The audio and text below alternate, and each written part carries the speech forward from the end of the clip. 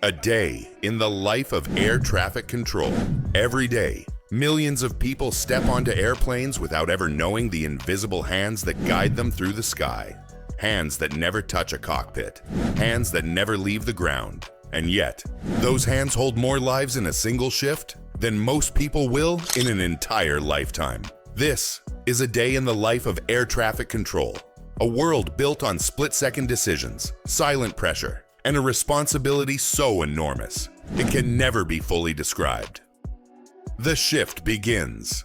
Before the sun rises, long before airport lights flicker awake, long before pilots perform their first checklist, long before passengers sip their first airport coffee, air traffic control is already alive. In the dim glow of a radar room, screens come to life like constellations. Green dots, each one a human world suspended in the sky.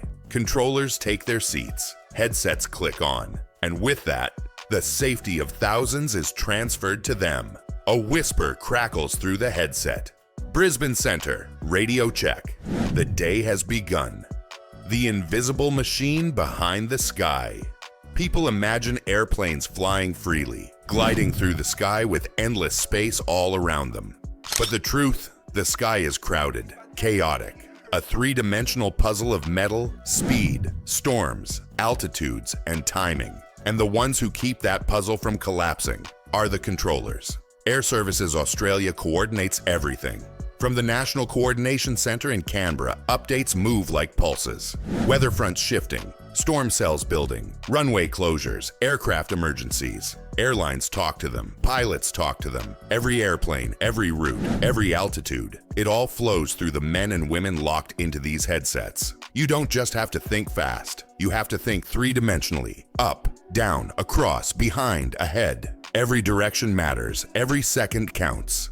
Three realms. One sky. Air traffic control isn't one job. It's three worlds connected by trust. One, tower controller, the eyes of the airport. The one who watches runways, taxiways, arriving lights, and departing engines. The final voice a pilot hears before leaving the ground, and the first voice they hear before touching back down. Two, approach controller. The guardian of the 30-mile ring around the airport. The one who must thread descending aircraft through climbing aircraft, while overflyers cut across the top like invisible knives. Three, en route controller. The keeper of the high sky.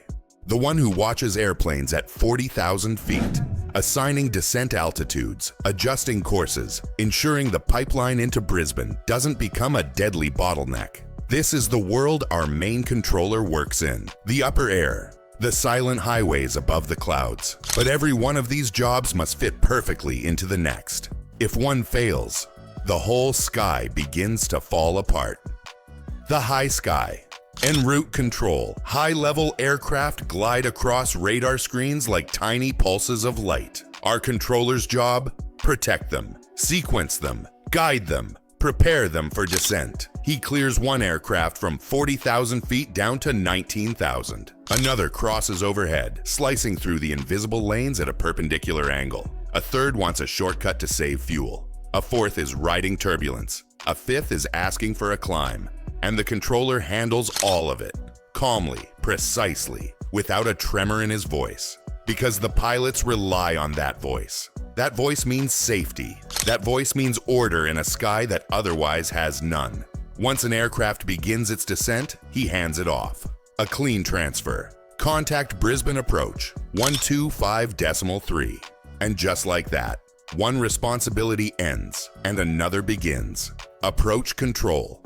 Where the sky tightens inside the 30-mile bubble around Brisbane, things get complicated, really complicated. This is where planes converge. Arrivals, departures, overflyers cutting across, jets diving down from cruise altitude, regional planes climbing toward their next route. Everyone wants to use the same sky. Everyone wants the same airspace. Everyone wants it now. Approach control becomes a chessboard played at high speed, with real lives at stake. The controller vectors one aircraft to the left, another to the right, drops one by 2,000 feet, climbs another by 3,000, tells one to reduce speed, tells another to maintain. It's an over and under game, she says, aircraft weaving through each other like threads in a tapestry. Each thread fragile, each movement essential. One wrong call, one wrong turn, one wrong altitude. But she doesn't make wrong calls. She can't. Not in this job. Once an aircraft is perfectly aligned for final approach, lined up with the runway like a needle aimed at a single point, she hands it off to the tower. The tower. Where earth and sky collide from the tower, the world looks peaceful. But it isn't. Runways are the most dangerous real estate in aviation. One mistake here echoes for miles. Brisbane Tower runs 24 hours a day. No curfew, no downtime.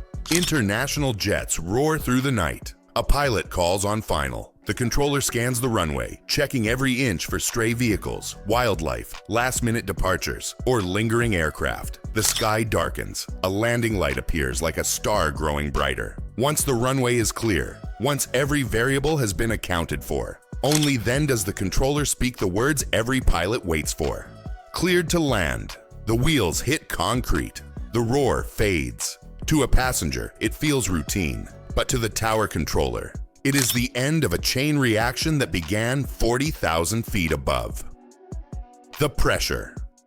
No one sees. People think pilots have the hardest job, but ask any air traffic controller, and they'll tell you, pilots control one aircraft. Controllers control dozens, simultaneously, every one of them filled with people, families, children, reunions waiting at the terminal. And yet the controller must stay calm, detached, laser-focused, because panic has no place in the tower, or the radar room, or the approach space. This is a job built on math, teamwork, timing, and trust. A job where no 2 days are ever the same. A job where a single shift can feel like a lifetime. And despite the hardship, controllers love what they do. Love the challenge, love the responsibility, love the silent satisfaction of seeing planes touch down safely, one after another.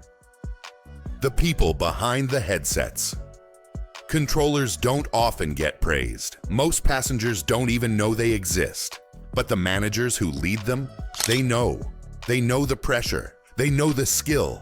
They know the long nights and impossible weather and razor-thin margins these teams face every day. And nothing beats the moment when a plane lands, a family reunites and life goes on because someone behind a microphone made the right call at the right second. The end of the shift, but never the end of duty.